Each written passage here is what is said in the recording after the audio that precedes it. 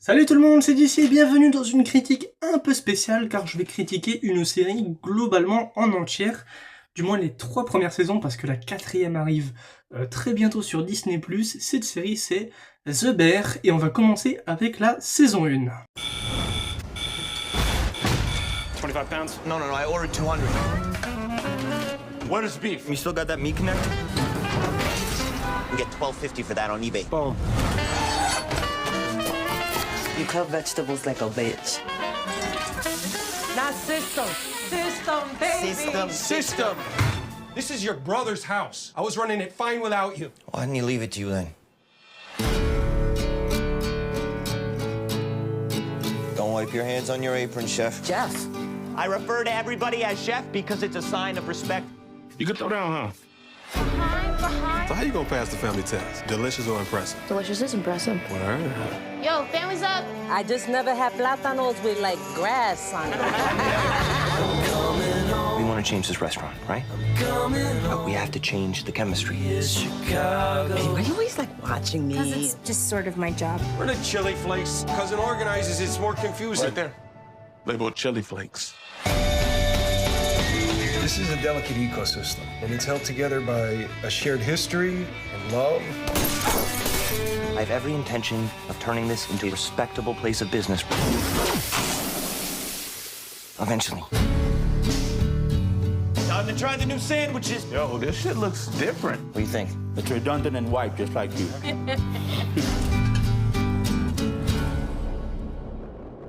La série est créée par Christopher Storer, diffusée aux États-Unis sur Hulu via la chaîne FX, chaîne qui a diffusé notamment la série Marvel Légion que je vous recommande chaudement. La série est diffusée en France sur Disney+ via la fonction Star qui regroupe tous les contenus matures et adultes de Disney+.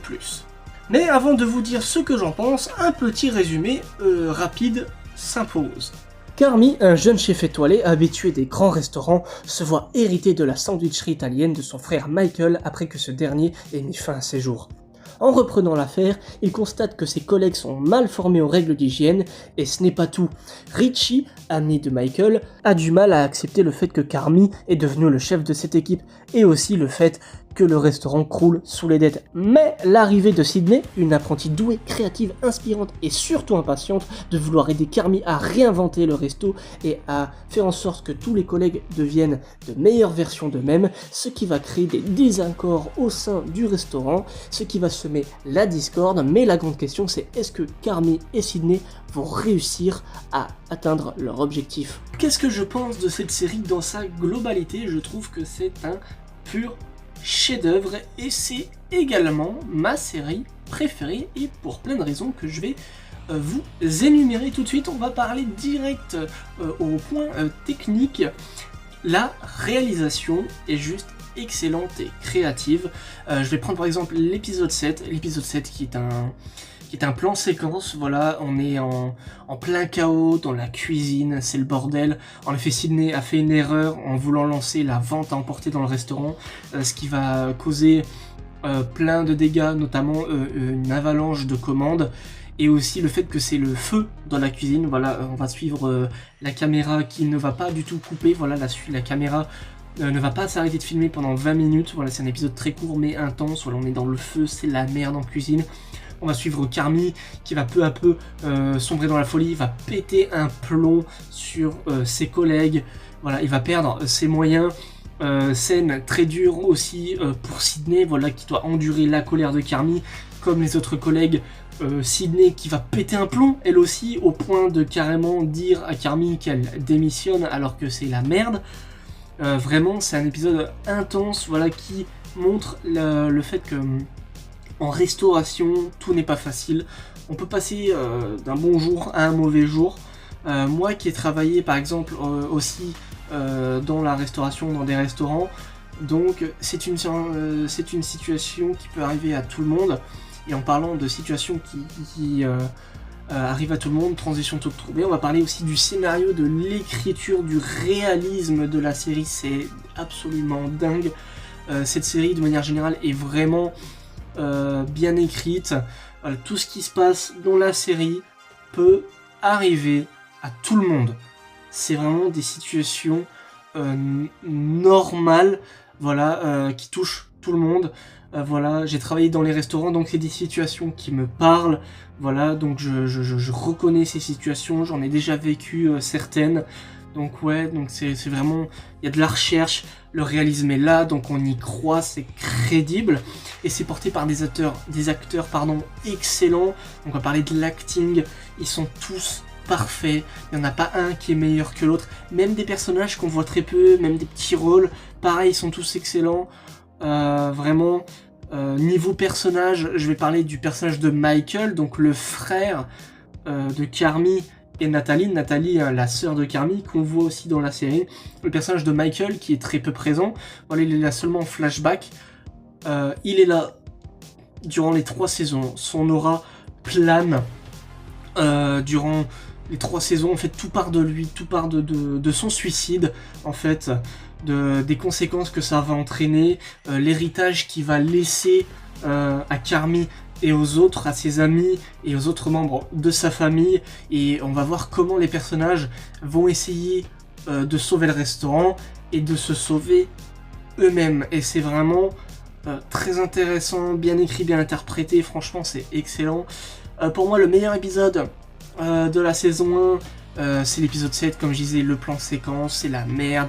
Franchement, c'est vraiment un épisode excellentissime, franchement, il prend aux tripes et on s'accroche durant tout l'épisode.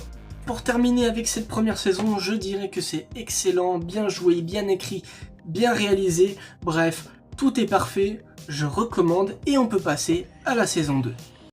Tout ça, ça vient d'une envie de repartir sur de nouvelles bases solides et saines. Ça sera vraiment une destination incontournable. On a rédigé un contrat sommaire. Il nous faut plus de thunes. Tu mets ce bordel, Chopin. Comment vous faites pour pas briller? Ça me gêne pas. C'est un coup de jeune, on démolit pas tout. Mais il y a quand même des trucs à casser. Il va falloir 6 mois pour ouvrir. 6 mois? Et ça, c'est si on Quoi, est confiant? couillu, taré. On part sur des associations insolites. Ouais, mais je veux quand même que ce soit réfléchi. La vache! On devrait remettre nos compteurs à zéro. J'aimerais surtout avoir une attitude plus positive.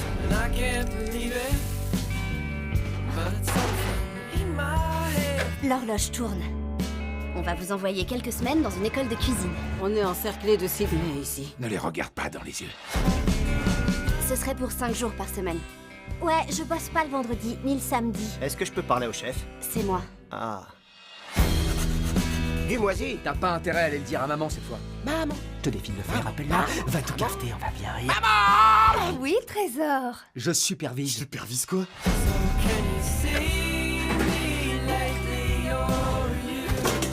Tu vas y arriver. Oui, chef. Chaud devant. Alors, comment ça va depuis le temps? J'ouvre un restaurant. Faut qu'on se donne à fond. Faut que tout soit nickel. J'aime beaucoup le nom que t'as choisi. Tu peux pas te souvenir du nom. Bien sûr que je me souviens du nom. On n'a jamais donné le nom Je à te personne. garantis que tu m'as donné le nom de ton futur restaurant. Comment tu peux te souvenir du nom? Sur ton t-shirt, il y a marqué beurre. C'est une faute d'impression, ça. Une pièce collector. 12 semaines. C'est seulement le temps qu'ont Sydney, Carmy et Nathalie pour ouvrir le nouveau restaurant The Bear. À la fin de la saison 1, Carmy et son équipe trouvent des centaines de milliers de dollars cachés dans les boîtes de sauce tomate laissées par Michael. Ils décident donc d'investir cet argent en nouveaux matos et personnel afin d'ouvrir leur propre restaurant. Mais évidemment, ils vont rencontrer des galères en chemin, dont une baston, le manque d'argent, fryer, and then another 10 for the correct fryer, and the oven is scary, that's another 10. et surtout le manque de temps. Il va falloir 6 mois pour ouvrir. 6 mois? Et ça, c'est si on Quoi, est confiant? couillu, taré. Mais le plus important, c'est est-ce qu'ils vont réussir à faire une ouverture digne de ce nom. J'aime beaucoup le nom que t'as choisi. Tu peux pas te souvenir du nom. Bien sûr que je me souviens du nom. On n'a jamais donné le nom Je à te personne. garantis que tu m'as donné le nom de ton futur restaurant. Comment tu peux te souvenir du nom? Pour cette saison, j'aurais honnêtement pas grand chose à dire. En effet, il se passe pas grand chose si ce n'est que thématiquement, c'est le renouveau, le changement, la reconstruction de soi-même comme du restaurant. Et aussi avec quelques petites péripéties, voilà, on a Marcus qui va à Copenhague pour continuer à perfectionner son art pour les desserts, on a Ibrahim et Tina qui sont envoyés en école de cuisine pour pas perdre la main, et on a les autres qui, eux, continuent à reconstruire le restaurant en enchaînant quelques galères, évidemment, des galères en rénovant, et aussi des galères, voilà, des petites crises d'égo, des chamailleries, et aussi de manque du temps et d'argent. Mais je vais vous parler plus d'un épisode vraiment qui tire son épingle du jeu de toute la saison, c'est vraiment THE épisode de la saison, c'est un épisode flashback. C'est l'épisode 6, intitulé Les Poissons. Donc dans cet épisode, voilà, c'est un épisode familial, voilà, il y a tout le monde, toute la famille, il y a Carmy qui est présente, et c'est la merde, voilà. Michael va s'embrouiller avec Saul Goodman, je n'ai plus le nom du personnage, enfin bref, il va lui balancer les fourchettes, ces deux-là vont se battre, puis de nulle part, il y a la mère de Carmy, jouée par Jamie Lee Curtis, qui pour moi, c'est son meilleur rôle de toute sa carrière. Voilà, Halloween peut aller se rabouiller. Franchement, elle joue comme une déesse dans cette série. Enfin bref, tous les acteurs qui sont dans cette série, c'est peut-être leur meilleur rôle. Même Bob Odenkirk, qui joue mieux dans The Bear, pourtant je crois qu'il a qu'un seul épisode, il joue mieux dans cet épisode que dans tout le reste de Better Call Saul et même Breaking Bad. Ouais, j'ose le dire. C'est un épisode, franchement, qui se finit sur une baston, voilà, entre les deux là qui se battent. Puis il y a la mère de Carmy, comme je disais, qui arrive en défonçant la voiture à coups de bagnole. C'est le bordel, c'est vraiment... Et on peut voir la réaction de Carmy qui est dans le vide, il comprend pas ce qui se passe. C'est juste un épisode grandiose en termes d'acting. C'est juste excellent. Donc ouais, on est sur du haut niveau. Et je vais aussi vous parler de la fin, spoiler. La fin se termine comme une sorte de cliffhanger, si vous voulez. C'est Richie et Carmy qui s'engueulent. Carmy qui est enfermé dans un frigo, comme contexte. En fait, il s'est fait enfermer parce que déjà son frigo est défectueux. Voilà, le soir de l'ouverture de The Bear, voilà, il s'est fait enfermer, il pète un plomb. Enfin bref, il perd son sang-froid. Il dit qu'il a perdu du temps en allant avec sa copine Claire. Oui, il a une copine dans la saison 2. Sa copine qui a tout entendu, qui s'en va, Richie, qui va voir Carmy, bon, Richie qui est lui dans les cuisines, Carmy qui est enfermé, ces deux-là s'engueulent, c'est une scène poignante, et ça se termine là-dessus, sur une engueulade. Et du coup, tu te dis, mais je veux la suite, vraiment, quand c'était le générique de fin, il n'y a pas d'épisode après, tu te dis, putain, je dois attendre l'année prochaine pour la suite, quoi. Donc ça, c'est une fin qui prend au trip, qui te dit, merde, c'est chaud ce qui vient de se passer. Donc ouais, franchement, honnêtement, c'est une saison assez calme. Franchement, c'est une saison assez calme, c'est pour ça que j'ai pas grand chose à dire. Contrairement à la saison 3, j'aurais énormément de choses à dire. Beaucoup plus de choses à dire, pardon. Même si je dirais que personnellement, la saison 2, c'est ma saison préférée. C'est une saison plus calme, voilà. Où il y a moins de choses qui se passent. Voilà, c'est plus calme, il y a moins de choses qui se passent. Je me répète. Mais voilà, c'est plus chill. C'est une saison beaucoup plus chill, voilà. On apprécie les épisodes, on les enfile comme ça, un par un. Donc voilà, ça se regarde en une seule soirée. Donc c'est la fin de cette section sur la saison 2. J'avais pas grand chose à dire si je devrais la résumer. C'est une excellente saison, c'est ma saison préférée. Voilà, c'est parti pour la saison 3. Si je te disais que je voulais ouvrir un restaurant. Ce genre de business, c'est sans pitié, c'est exigeant, mais je m'y connais. Ce serait pas un resto comme les autres. Et comment est-ce qu'on l'appellerait ce resto? C'est quoi ça? Les non négociables. Dans les grands restos, c'est comme ça que ça marche. Repousser ses limites, faire preuve de passion et de créativité. Simulation collaborative, n'importe quoi. C'est une liste de non négociables. Je sens une pointe de sarcasme. Non, c'est pas du sarcasme. De l'impertinence, voire du mépris, oui. Carmy t'aime, tu sais. Mais je crois qu'il est dans une impasse. Qu'est-ce qui s'est passé avec Claire? J'ai dit qu'avec elle, j'avais complètement perdu mon temps. C'est pas gentil, ça. C'est un contrat de partenariat. Pour que tu me tires vers le haut et que je fasse pareil. C'est une bonne chose, non? Ouais, c'est génial. Service. Ça va pas, les bols. Ils font pas la même taille, Richie. Mais qu'est-ce que tu racontes? C'est normal que des variations. On s'en fait main. Sympa l'ambiance. On ouvre. Relance-le. Si c'est pas parfait, ça reste ici. Non, je veux pas de ça. Richie, pas de surprise. Feliz cumpleaños a ti. Tu veux vraiment changer le menu tous les jours? Cette liste, c'est un truc de cinglé. Elle est non négociable.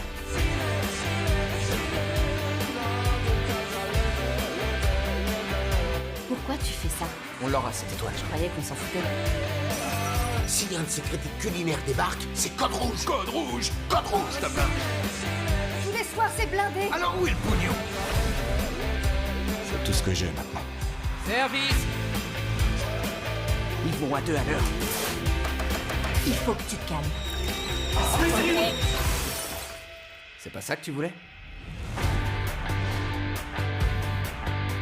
Tout se passe bien? C'est votre première fois ici? Dans cette saison 3, Carmy va chercher la perfection. Il va alors établir des règles, des non négociables, mais ça va créer des désaccords avec Richie. Chef Sid, have you seen my iron? Also, when you have a sec, would you ask Chef Carmen what the fuck he did with my tables out front? Chef Sid, would you please tell Richard that I thought I would set him up for success and arrange his tables in a more efficient pattern? Is that what you did? Yes, that's what I did. It was really funny. I walked in, and it was so strange. It looked like the person who had done it previously had never left the city of Chicago. I can leave the city of Chicago out of it. Zero flow, no efficiency, looked like shit, so I thought I'd give you a hand. Et cette saison est aussi axée sur l'émotion. On a un épisode flashback entièrement centré sur Tina qui est juste magnifique. Pour anecdote, cet épisode est réalisé par Ayo Edebiri. C'est l'actrice qui joue Sydney dans la série. Cet épisode, je vais m'arrêter un peu là-dessus, est un épisode sur Tina qui doit chercher un nouveau travail, qui va faire sa rencontre avec Michael, et ça on a droit à une scène assez touchante. Okay. Listen, you might totally throw that fucking sandwich in my face and like have at it, all right? Because I'm just gonna say, full disclosure, this place, like this fucking place, it sucks. Like it sucks. It's like you go home and you fucking smell it, you know? And it's like insane, and there's so much fucking yelling here. But I swear to you, there are days that it is so much fun. Like it is so much fun. And like the pay is shit. Right? But there are days we make a rack of fucking tips and it's like, it feels fucking good, you know? Mm-hmm. So, what are you asking me? I need a new line cook. Yeah? Yeah. I have an actual resume. What the fuck am I gonna do with a resume? I'll go clean the toilet with a fucking resume. I don't need a resume. I talk to you. What? You know? What do you think? Dude, I fucking heard you! Il droit bien sûr à des moments très drôles comme l'attaque des facs, comme j'aime beaucoup l'appeler, avec un caméo de John Cena juste magistral. C'était incroyablement drôle. No idea, chef. Just kind of workshopping some stuff. Ew! Hey. Everybody seen a ghost? Brother! What's going on, Sammy? What's up, Bear? Hey. I know you took the SD cards. Isn't that good? I said no such shit. Yeah, you did. No, I know where they were. No, they're not where they were. Say the password. No. Well? Yeah? Well? No.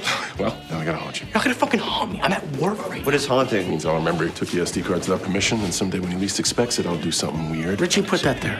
Oh, yeah? Yeah. Mais aussi, il y a mon épisode favori, qui est l'épisode 8 de la saison 3.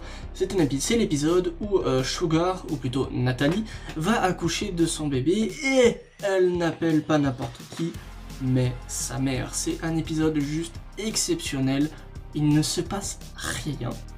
Voilà, elle est à l'hôpital. Et durant tout l'épisode, c'est Jamie Lee Curtis et Nathalie qui sont à l'hôpital et qui discutent. I want to hear the rest of the story. Okay. Michael. Yeah, you were walking. You were walking somewhere. I don't know. Walk. Yes, I was walking. Je me répète, mais cette saison, c'est l'émotion entre Carmy qui va confronter son chef tyrannique. I think about you too much.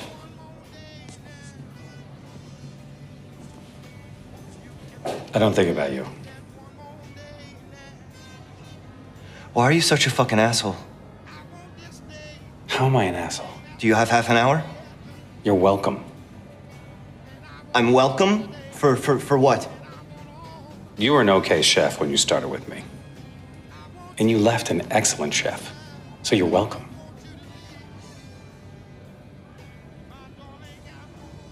You gave me ulcers and panic attacks and nightmares. You know that, right? You understand that? Yeah, I gave you confidence and leadership and ability. It fucking worked. Et aussi se rendre compte qu'il a parlé comme une merde à Claire. Carmitaine, tu sais. Mais je crois qu'il est dans une impasse. Qu'est-ce qui s'est passé avec Claire? J'ai dit qu'avec elle, j'avais complètement perdu mon temps. C'est pas gentil. Bref, je pourrais vous parler de l'aspect émotion de cette saison toute la journée, mais je n'ai pas toute la journée, donc je vais vite fait passer sur le thème qui est sujet à mon interprétation, la quête de perfection. En effet, dans cette saison, comme je l'ai dit tout à l'heure, Carmy a instauré des non négociables, en gros des règles que tout le monde doit respecter, y compris lui, mais certains vont enfreindre ces règles, ça ne va pas fonctionner, ça va créer des désaccords, du coup en cuisine ça va se taper dessus, enfin bref, ça va créer un immense bordel. Car en cherchant trop la perfection, on crée des imperfections. Voilà, c'est tout ce que j'avais à dire sur cette saison. J'en ai très peu dit, mais parce que c'est une saison que je ne veux surtout pas trop spoiler, voilà, j'en ai déjà dit assez suffisamment je trouve. C'est une saison très axée sur l'émotion, donc je ne veux pas vous gâcher toutes les surprises qu'il y a dans cette saison, c'est juste incroyable. En tout cas, j'espère que cette longue vidéo critique de ces 3 saisons vous aura plu. C'est la vidéo la plus dure que j'ai fait, c'était très compliqué pour moi à la faire, c'était un rude challenge.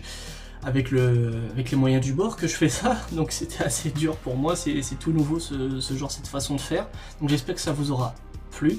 N'hésitez pas à vous abonner et à lâcher un petit j'aime, et la morale de fin, c'est qu'il y a une chose est sûre à propos des restaurants, c'est qu'on n'est jamais seul. Les gens vont au restaurant pour qu'on s'occupe d'eux, pour se détendre, pour ne plus avoir à penser à autre chose l'espace d'un instant. Cette horloge vous dit combien de pognon vous avez devant vous. Quand elle arrivera à 0, ce restaurant devra cesser ses activités. Ok, buongiorno tutti. C'est dur et c'est brutal et c'est ce qui rend ça si précieux. Je suis à fond, je suis prête à y aller. Oui, pareil. Tous en scène. Chef. Je comprends, tu sais, le chaos et le tumulte. Mais c'est un problème quand c'est ça qui te contrôle et qui contrôle ta cuisine. Pas le choix, on doit pas se louper. Les propositions étaient Substantiellement différentes à chaque visite. La constance, c'est ce qui a l'air de manquer ici. Respire.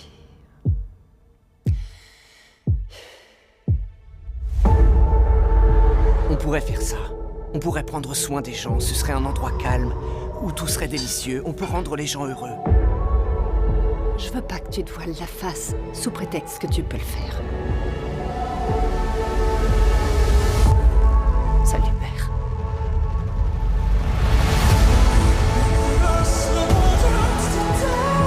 J'ai pas envie qu'on bosse dans le chaos, tu le sais, non? Si je vous regarde, vous venez me voir. Comment je saurais que vous me regardez? Parce que justement, il te regardera. Ouais, c'est très clair. Je vois bien que tu cours après quelque chose, mais je t'assure que tu n'as rien à prouver. Parfois, ta famille de boulot est plus proche que ta famille de sang. Je te propose un truc. À mon signal, tu déchaînes l'enfer. Il y a une chose qui est sûre au sujet des restaurants. Le système, bébé. Tu n'es jamais seul. Je suis élégant là, non? Non, attends. Reste là, les bras le long du corps Ouais. et marche comme un caïd. Et Ouais, voilà, c'est ça. on est dans le mille.